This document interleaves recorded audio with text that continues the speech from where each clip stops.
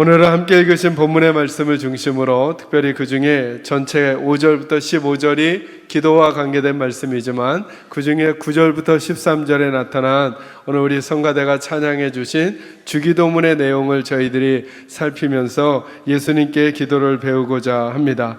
그런 면의 의미에서 우리 다시 한번 본문에 나오는 주기도문 부문만 다시 한번 읽도록 하겠습니다. 9절부터 13절입니다. 내용 염두에 두시면서 함께 읽겠습니다. 시작. 그러므로 너희는 이렇게 기도하라.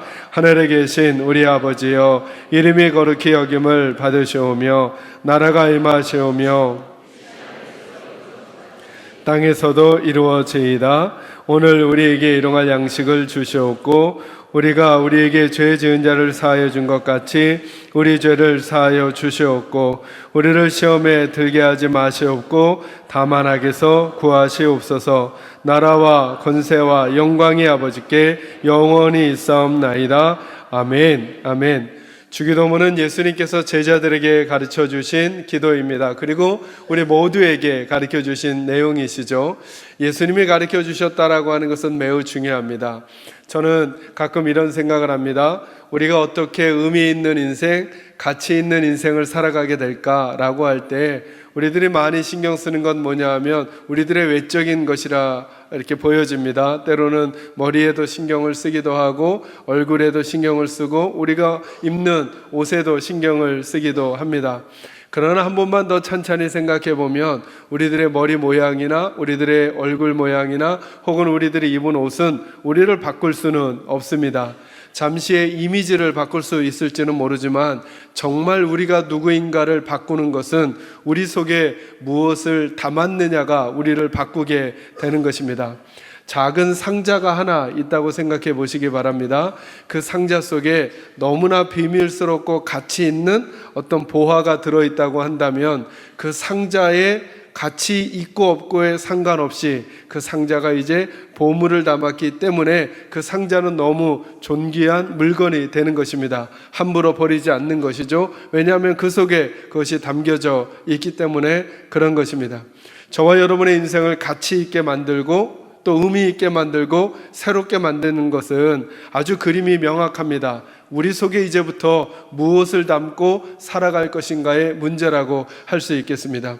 이 세상에 저희가 담을 게 수도 없이 많겠죠. 그 중에 가장 존귀하고 귀한 것이 무엇이 있을까? 우리 손으로 잡을 수 있는 것, 저는 그것은 성경이라고 생각합니다. 하나님의 말씀이 우리 속에 자꾸 들어오잖아요. 그럼 우리의 속사람이 하나님을 닮은 사람이 되어가는 것입니다. 그리고 우리가 겉모습은 자꾸 후퇴해 갈지 모르지만 우리의 속사람은 점점 더 아름답고 존귀한 존재를 닮아가는 심성을 갖게 되는 것이죠. 그래서 하나님의 말씀을 담는 것은 너무나 중요하다고 생각합니다. 지식인의 지식을 담는 것도 우리를 변화시킵니다. 정보를 담아가는 것도 우리를 변화시킬 수 있겠습니다. 그러나 그들의 지식과 정보는 한계가 있는 거잖아요. 옳을 때가 있고 옳지 않을 때가 있고, 그리고 그들이 옳다고 말해도 실수가 있을 수 있기 때문에 정보에 오류가 있을 수 있습니다. 그러나 하나님의 말씀은 태초에서부터 이 땅의 모든 것들이 무너지고 없어지더라도 존재할 것이라고 말씀하셨습니다. 그 가치에 있어서, 그 의미에 있어서, 그 능력에 있어서. 그러나 여러분, 저와 여러분을 더 가치 있게 만들려면 우리 속에 하나님의 말씀을 담아가는 일은 너무나 중요합니다. 그러기에 기도를 배울 때도 예수님께서 우리에게 가르쳐 주신 이 기도는 단순히 어떤 주문이나 어떤 비문이라고 말할 수 없습니다. 거기에는 예수님이 이 땅에 살아가고 있는 하나님의 백성들이 무엇을 추구하며 살아갔으면 좋겠는가를 담아놓은 가장 함축적인 내용이 담겨져 있다고 할 수 있겠습니다. 그래서 주기도문은 저와 여러분이 아주 찬찬히 읽어볼 필요가 있고 또 찬찬히 음미해 볼 필요가 있다고 생각합니다. 그래서 지난주에 주기도문의 첫 부분을 다루었습니다. 다시 한번 9절 말씀 읽어볼까요? 읽습니다. 시작. 그러므로 너희는 이렇게 기도하라. 하늘에 계신 우리 아버지여, 이름이 거룩히 여김을 받으시오며. 아멘. 주기도문은 총 8개 부분으로 나뉘어진다고 지난주에 간단히 설명드렸습니다. 그 중에 첫 번째가 뭐냐면 하나님의 이름을 부르는 것입니다. 너희는 이렇게 기도하라 라고 말씀하시면서 예수님께서 하나님을 부르는 방법을 알려주셨습니다. 하늘에 계신 우리 아버지여, 이렇게 기도하라는 것입니다. 그러니까 이제부터 적어도 하나님의 백성들은 하나님 앞에 나올 때 신에게 나오는 것이 아니라는 것입니다. 누구에게 나오는 것일까요? 아버지한테 나오는 것입니다. 그러니까 여러분, 저희는 이곳이 신전이 아닙니다. 이것은 신전이 아니라 아버지의 집인 것이죠. 우리는 기도할 때에 돌아 누워있는 신에게 일어나라고 말하는 게 아닙니다. 돌상에게 말하는 게 아닙니다. 부처나 혹은 다른 신상들처럼 나무나 돌로 깎아놓은 어떤 신에게, 그들에게 말하는 것이 아니라는 것입니다. 마치 우리가 육신의 아버지, 육신의 어머니에게 말하듯 우리 하늘에 계신 아버지에게 지금 말하고 있다라고 하는 것입니다. 저는 단언코 우리들의 기도가 하나도 하나님에게 들려지지 않는 것은 없다고 확신합니다. 자녀들의 음성은 부모의 귀에 들리지 않을 수가 없습니다. 마찬가지로 우리들의 모든 기도는 하나님에게 들리는 것이죠. 여러분, 이 사실을 믿으시기를 바랍니다. 그러나 여러분, 하나님 앞에 기도하는 건 특권인 것입니다. 특권. 어떤 부모의 자녀가 되는 건 특권입니다.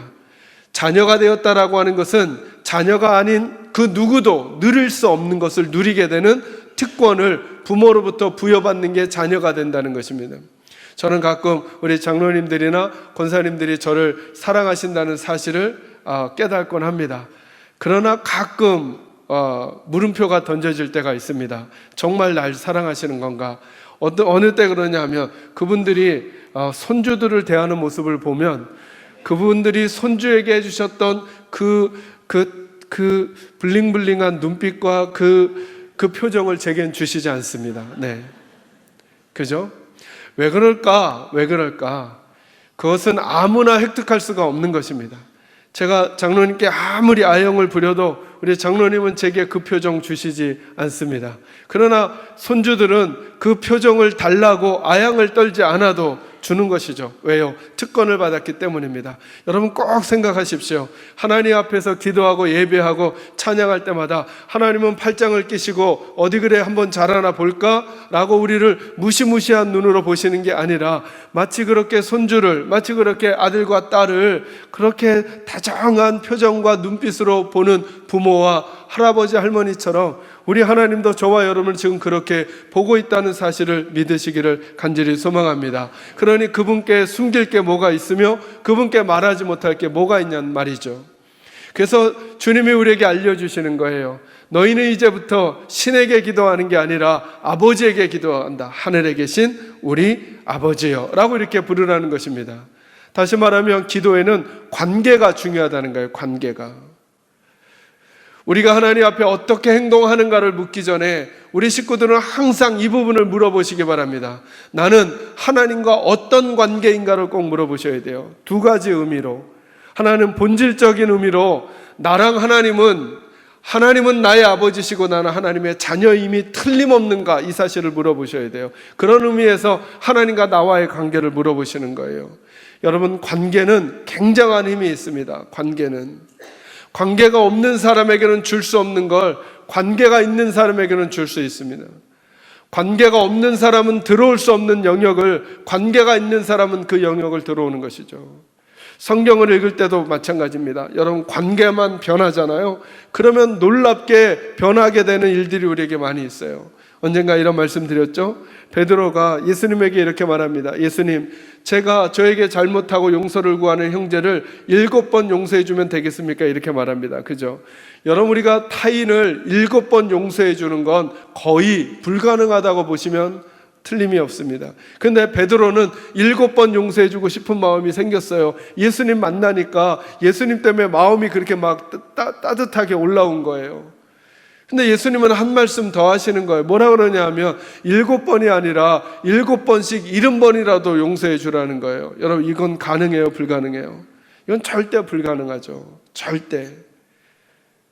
7번도 불가능한데 70번씩 7번, 그냥 숫자의 의미로만 따져도 490번을 어떻게 용서해 주냔 말이죠. 근데 여러분, 관계만 딱 바꾸면 이게 가능해진다니까요. 그 사람이 남이 아니라, 그 사람이 저 사람이 아니라 내 자녀일 경우 490번 용서하게 된다니까요. 예수님 이런 말씀하시잖아요. 누군가 너에게 오리를 가자 하면 십리를 가주라, 이렇게 말하잖아요. 여러분, 어떻게 오리면 2.2kg 정도 되는 거잖아요. 그 정도 가는 것도 쉽지 않은데 십리를 가줄 수 있겠냐고요. 남이라고 생각하니까 안 되는 거예요. 관계만 살짝 바꿔보세요. 그 오리를 같이 가자고 하는 사람이 우리 자녀예요. 그러면 십리도 가줄 수 있는 거죠. 여러분, 기도의 힘은 어디서 나오는가? 내가 얼마나 세게 하는가, 내가 얼마나 강하게 하는가, 내가 얼마나 끈질기게 하는가 보다 더 중요한 게 있어요. 내가 기도할 때 하나님을 하늘에 계신 나의 아버지라고 부를 수 있는가, 그 관계가 나는 설정되어 있는가를 점검하는 거예요. 저는 여러분이 하나님의 자녀가 되셨기를 주의 이름으로 축원합니다. 그리고는 이제 묻는 거예요. 요즘에 나는 하나님과 관계가 어떤가? 무엇인가를 응답받을 때 이 두 가지가 제일 중요하거든요. 부모 자녀 관계지만 요즘 관계가 안 좋아요. 관계가 안 좋은데 엄마 1000만 원만요 이러면 어떻게 되겠어요? 맞죠. 먼저 뭐부터 회복해야 되겠어요? 관계부터 회복하는 거죠. 관계를 회복하고 그 다음에 간구가 있어야죠. 무슨 말인지 이해되셔요? 본질적인 면에서의 관계, 그리고 요즘에 내가 주님과 어떤 관계인가를 물어보셔야 돼요. 그러면 여러분, 간구는 관계 때문에 따라오는 것이 대부분이에요. 대부분. 그래서 하나님 자꾸 이런 말씀하시잖아요. 너희가 구하기 전에 뭐가 필요한지 내가 알고 있단다. 예수님도 이런 말씀하시잖아요. 너희는 먼저 그의 나라와 그의 의를 구하라. 그리하면 이 모든 것을 너희에게 더하시리라. 그러면 우리는 의심부터 하잖아요. 진짜요? 뭐 이렇게 생각하잖아요. 그만큼 관계를 소홀히 여기고 있다는 거예요. 하나님과의 관계를. 하나님은 우리에게 무엇을 주시느냐 주시지 않느냐는 하나님에게 그닥 어렵거나 힘들거나 중요한 문제가 아니라는 거예요. 너희와 내가 무슨 관계인지를 항상 점검하라는 거예요. 그리고 요즘은 어떤 관계인지를 점검하라는 거예요. 저는 우리 사랑하는 계산자유교 식구들이 하나님과 좋은 관계이기를 주의 이름으로 축원합니다. 만약에 좋은 관계가 깨져 있다면 다른 간구의 문제를 다루기 전에 주님 앞에 그 관계의 문제를 먼저 회복해 가도록 하는 거예요. 그러면 목사님, 제가 간구의 문제를 기도하지 않아도 응답되는 게 있을까요? 약속하셨잖아요. 예수님 비유하시잖아요. 공중의 새를 보라고, 들에 피는 꽃을 보라고, 그들을 먹이시고 그들을 입히시지 않냐고. 근데 하물며 하나님께서 하나님의 자녀들을 그대로 내버려 두시겠냐고요. 절대로 그렇지 않다니까요. 여러분, 2부 때는 이 말씀 같이 못 나누는데 이 말씀 한번 읽고 넘어가고 싶습니다. 로마서 8장으로 한번 오시죠. 여러분도 잘 아시는 본문이시겠지만 한 번 더 나누고 싶습니다. 로마서 8장 28절입니다. 250쪽 그 어간.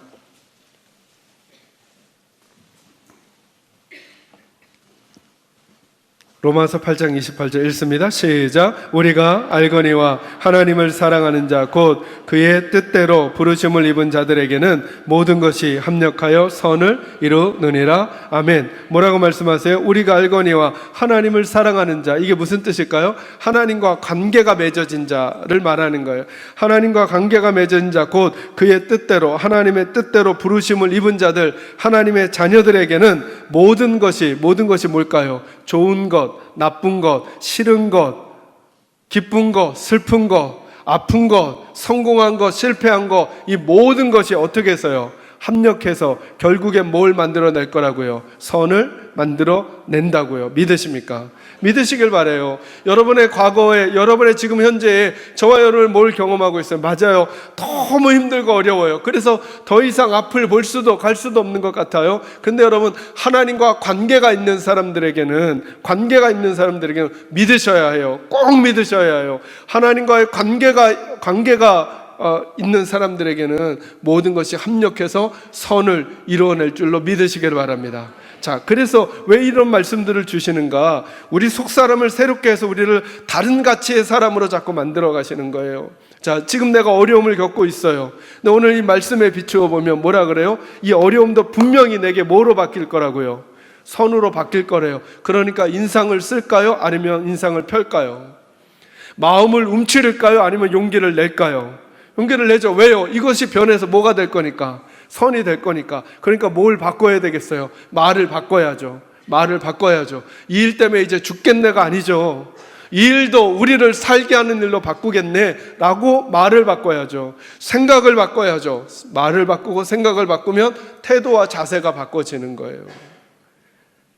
이걸 통칭해서 한 단어로 믿음으로 산다고 하는 거예요.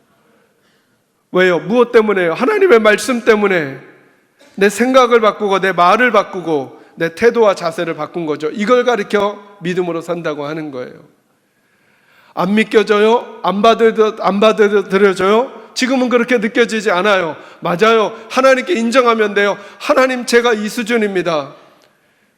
그러나 하나님과 관계 맺은 나, 하나님을 사랑하는 나, 하나님이 사랑하는 나는 이제부터 말씀을 내 기준 삼아 살겠습니다 결정하고 그 관계 때문에 새로운 걸 선택해 가는 거예요.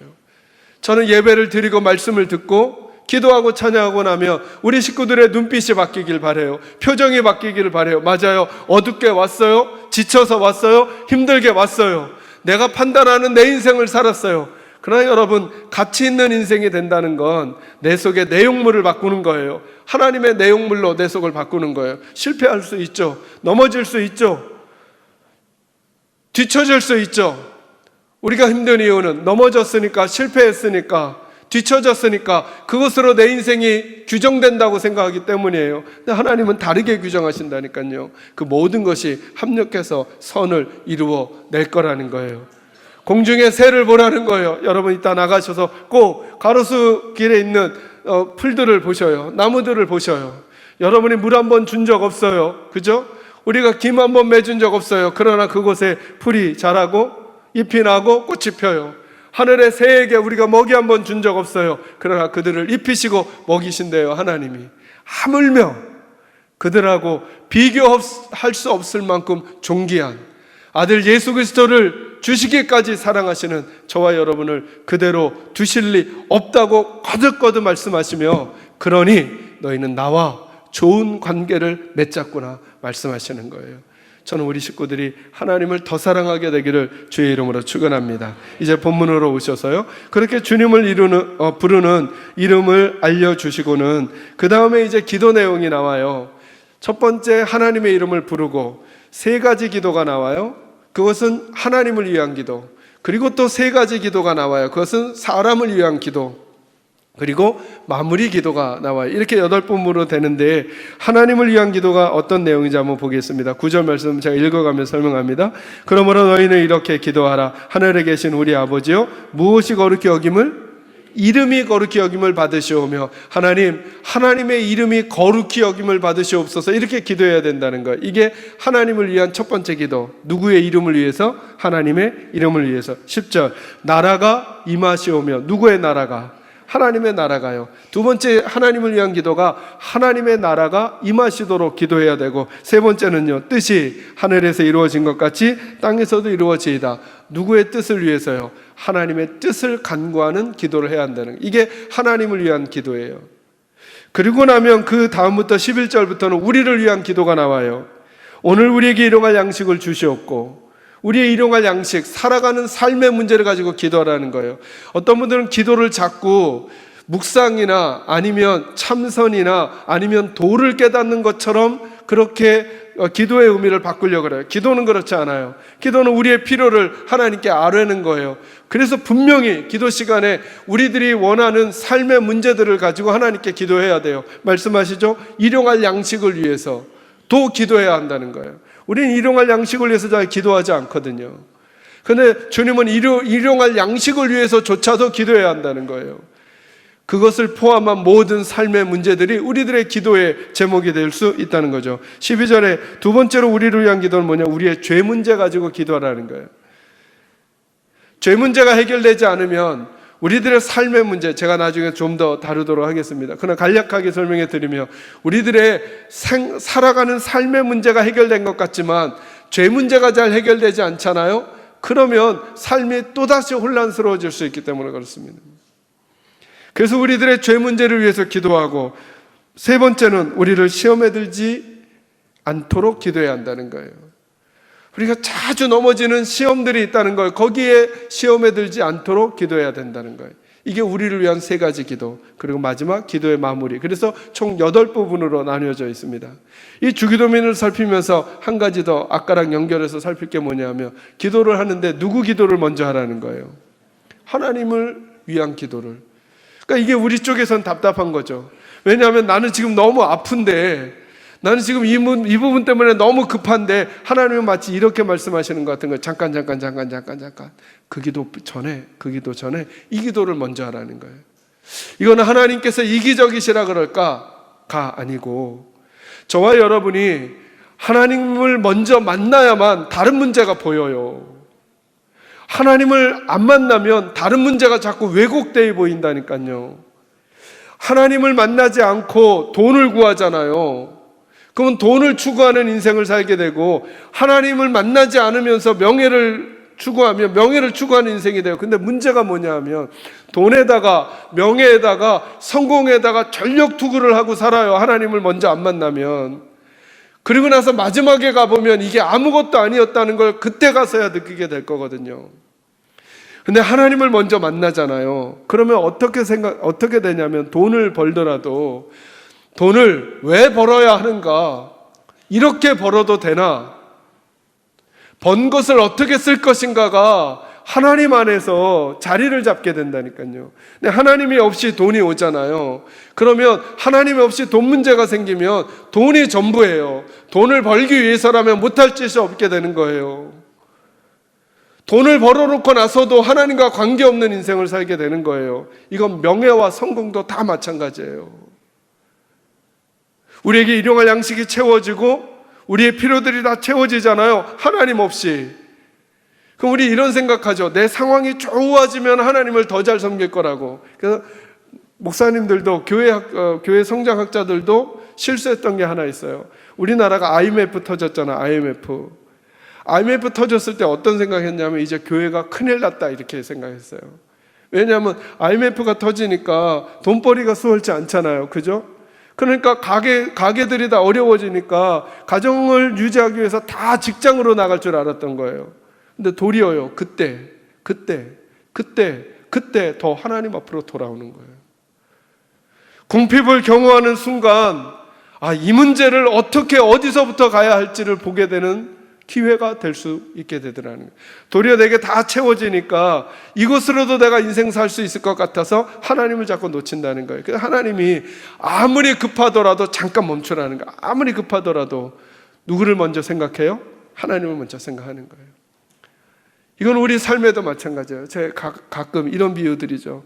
여러분, 어둠을 쫓는 가장 좋은 방법이 뭐라고요? 잘 보세요. 어둠의 반대말이 빛이잖아요. 그죠? 어둠을 쫓으려면 어떻게 해야 돼요? 어둠을 쫓아야죠 라고 우리는 생각하기 쉽지만 실제로는 그렇게 하지 않아요. 어둠을 쫓으려면 뭘 가져오면 돼요? 빛을 가져오면 되는 거죠.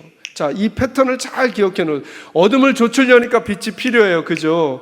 내 삶의 문제를 해결하려니까. 근데 우리는 어떻게 하냐면, 내 삶에 돈 문제가 생겼어요. 그러니까 뭘 해결하려고 그래요? 다시 아까 패턴으로 어둠 문제가 생겼어요. 우리 뭘 쫓지 않아요? 어둠을 쫓지 않아요. 뭘 가져와요? 빛을 가져와요. 돈 문제가 생겼어요. 그럼 뭘 해결해야 돼요? 돈 문제를 해결하는 게 아니죠.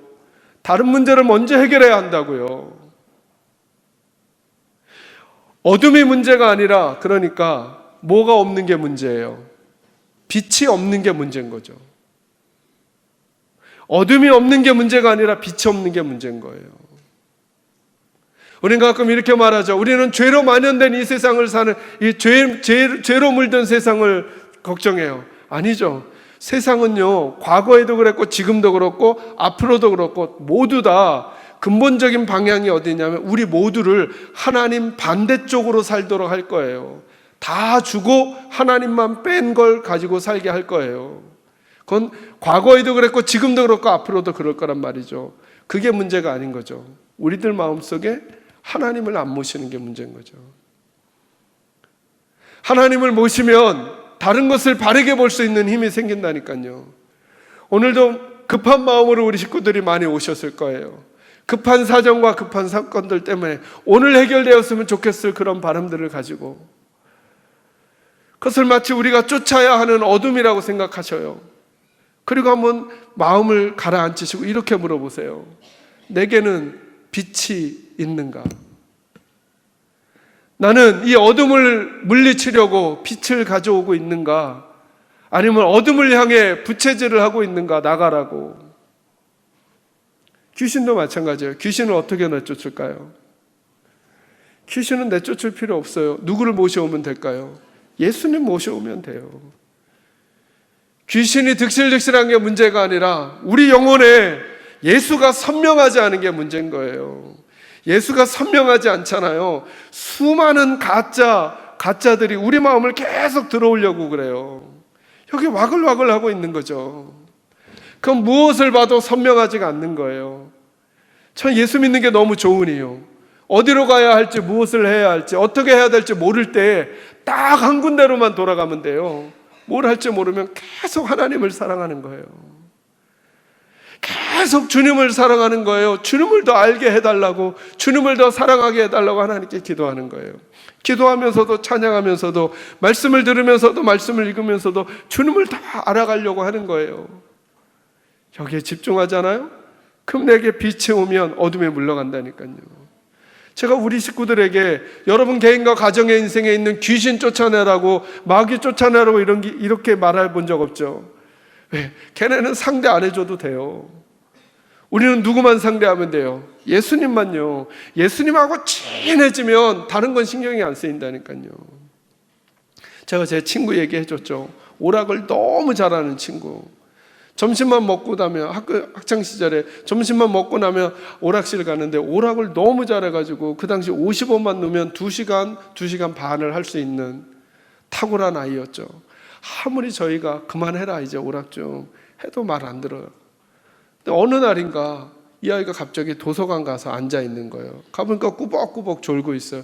왜 그런가 싶었더니 그 옆에 여자애가 있는데 얘를 좋아하게 된 거예요. 얘랑 사귀게 되니까 오락보다 더 좋은 여자친구가 생기니까 오락보다 이걸 선택하게 되는 거예요. 저희들은 그동안 오락을 끊으라고 계속 얘기했죠. 끊으라. 그런데 이것보다 더 좋은 게 생기는 순간 끊으라는 말을 하지 않아도 걸로 가는 거예요. 내 고난과 역경의 인생에서 나로 하여금 더 힘있게 하는 빛 대신 예수가 우리 가슴에 있어야죠. 그래서 예수님이 기도 순서 그렇게 알려주는 거예요. 다급하고 힘들고 어렵겠지만 하나님께 먼저 집중하라는 거예요. 하나님께.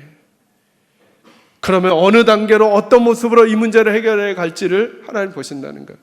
아까 읽었던 말씀이 그거예요.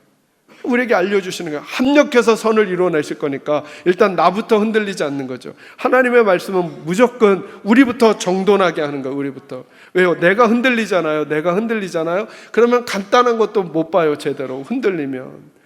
내가 흔들리고 있으면 여러분 글자 하나도 제대로 못 읽잖아요. 내가 안 흔들리고 있으면요 지나가는 글씨도 볼 수 있어요. 집중을 하면요 혼란스러운 인생을 살 때 내가 흔들리지 말아야죠. 그러려면 하나님을 먼저 찾는, 이 주기도문에 숨겨져 있는 아름다운 교훈이라고 말씀드리고 싶어요. 누구를 위한 기도를 먼저 해요? 하나님, 하나님의 이름, 하나님의 나라, 하나님의 뜻. 너희는 먼저 그의 나라와 그의 의를 구하라. 그리하면 이 모든 것을 너에게 더하시리라 라고 하는 이 말씀이 여러분에게 믿어지는 복이 있기를 주의 이름으로 축원합니다.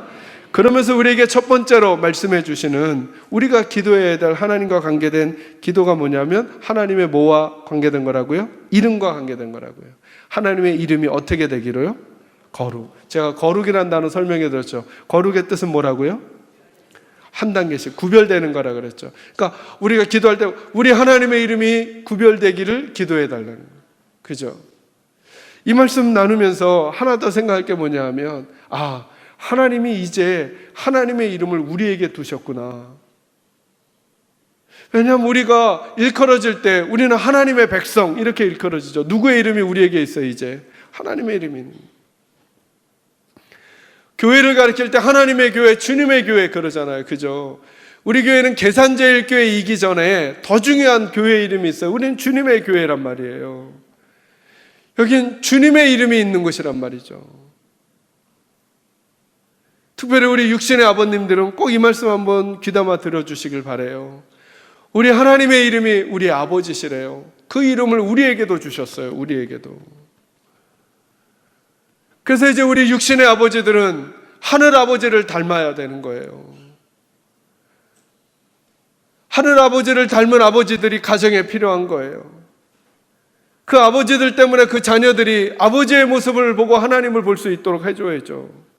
세상 사람들이 교회를 보고 하나님을 볼 수 있도록 해드려야죠. 세상 사람들이 하나님의 백성들을 보고 하나님을 생각하도록, 왜냐하면 하나님의 이름을 주셨거든요. 그래서 오늘 제가 설교 제목을 우리는 하나님의 이름을 걸고 사는 것입니다 제가 하는 이유가, 이제 하나님께서 우리에게 하나님의 이름을 주셨거든요.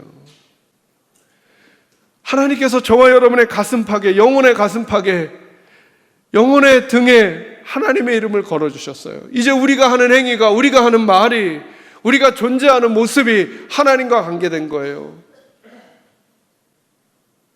그러니 여러분, 그 이름이 구별되게 해야 한다는 거잖아요. 레위기 19장 2절에 이렇게 말씀하세요. 내가 거룩하니 너희도 거룩하라. 이게 무슨 말이에요? 내가 뭐 했다고요? 구별되어 있다고요. 그러니 너희도 뭐 하라는 거예요? 구별되라고요. 그러니까 우리가 뭘 기도하는가? 하나님의 이름이 구별되도록 기도해야 돼. 구별된다는 게 뭐예요? 온 세상 위에 뛰어나도록. 제가 우리 장로님들하고 아침에 주일 오전을 시작하기 전에 제가 바쁜 스케줄이 있어서 못 가는데 항상 장로님들 방에 가서 함께 기도회 하고, 그리고 이제 주일 예배를 인도하거든요. 근데 오늘 아침에 이제 기도하러 들어갔는데 장로님들이 이미 이야기꽃이 한창 피셨어요. 뭐냐면 어제 새벽에 우리나라랑 세네갈하고 축구가 있었던 모양이에요. 보신 분들 계셔요? 안 보시는 거 보니까 우리 식구들은 거의 다 안 보신 것 같아요. 저도 못 봤어요. 근데 대단했다고 그러더라고요. 대단했나요? 네, 그렇군요. 다들 모르시는, 대단했답니다. 저희 나라가 승부차기에서 이겼대요. 1대0으로 지고 있다가 한 골을 넣고 2대1로 지고 있다가 후반전이 끝나고 이렇게 루즈 타임이라 그러나요? 9분인가를 줬는데 마지막 1분 남기고 동점골을 넣은 거예요. 그래서 역전이 연장전으로 들어갔는데 우리나라가 먼저 골을 넣었대요. 그래서 연장 후반이 다 끝나가기 1분 전에 또 한 골을 먹어서 3대3이 됐대요. 그래서 승부차기, 이건 이제 장로님들 막 하시는 말씀을 듣고 제가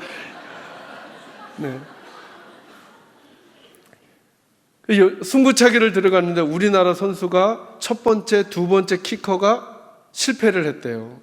그럼 거의 다 진 거잖아요. 근데 결과는 이겼다는 거예요. 장로님들이 좋아가지고 근데 제일 부러운 게 뭐냐면 그 중에 한 장로님은 그걸 실제로 보신 거예요. 3시 반부터 마지막. 나머지는 얘기를 들으시는 거고요. 네. 더 재밌는 건 제가 같이 신학 공부했던 우리 그 친구 목사들 방이 있거든요. 86학번 동기방에. 거기 카톡방에 제 친구 목사가, 여러분 우리 지금 하는 국가대표 친구 중에 오세훈이라고 있대요. 키가 크고 헤딩슛을 잘한대요. 자기네 교회 청년이라는 거예요.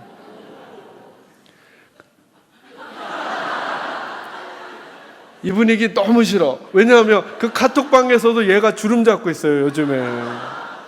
뭐 어제도 카톡 했다는 둥, 뭐 세훈이와 함께 4강 가자, 뭐 이런 거 막 하고, 저는 그냥 가만히 있죠. 그냥 지가 찬 것도 아니고 지네 교회 청년이 찬 건데. 근데 이런 생각 해보는 거죠. 왜 우리는 그 11명이 나가서 그렇게 이겼을 때 막 그런 걸 보면 눈물이 울컥하기도 하고 가슴이 막 뜨거워질까? 그들이 누구의 이름을 걸고 뛰고 있는 거예요? 우리 모두의 이름을 걸고 뛰고 있는 거잖아요. 그래서 그들이 실수하면 안타깝고 잘하면 박수를 치고, 그래서 제가 하나님 생각이 나는 거예요. 하나님 생각이. 저와 여러분에게 하나님께서 우리에게 백넘버를 달아주신 거예요. 앞에다가 하나님의 이름으로 번호판을 딱 붙여주신 거예요. 그래서 저와 여러분이 믿음의 삶을 살다가 낙심하지 않고 하나님이 안타까워 하시는 거예요. 여러분이 그 위기에서 막 일어나자 그러면 하나님이 막 그러실 것 같아요. 제가 실시간 중계로 보신 장로님이 마지막 결정이 딱 났을 때 이제 우리가 이겼군. 그리고 그냥 아무 감정 없이 누워서 주무셨을까? 아니면 누우셨는데도 그 꿀장면 생각나고 흥분 때문에 한참은 조금 저기 하셨을까? 아마 두 번째일 것 같아요.